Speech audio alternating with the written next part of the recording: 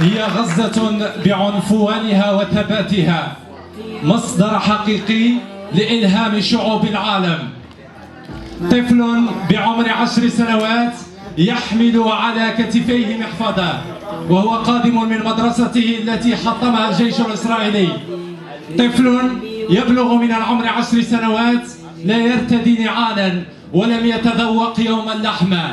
أليس غريب أن نرى طفلا بهذا العمر يحمل سلاحا عوض أن يتعلم حروفا أو يلعب ألعابا أو يشاهد التلفزيون كبقية أطفال العالم.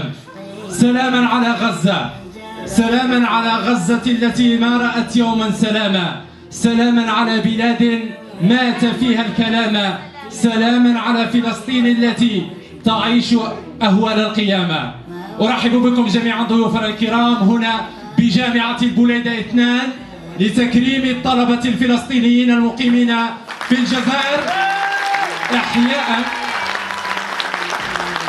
إحياء واستحضارا للذكرى الأولى لطوفان الأقصى الموافق ل23 من أكتوبر عام 2023.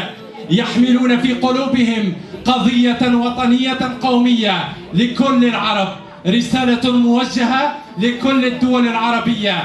هم أبطال سيبقون أبطال في قلوبنا وسنبقى ندعمهم من خلال قضيتنا، وستبقى الجزائر السند الوحيد الذي تتكئ عليه القضية الفلسطينية.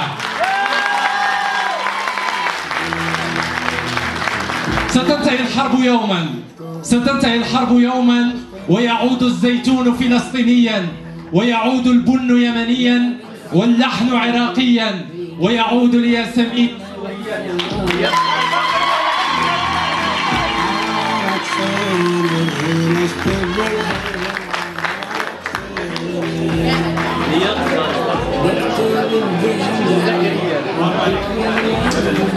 إذن كان موضوع فلسطين، وبقول فلسطين نقول فاء فليست إلا لنا ولام لأنها خلقت لنا.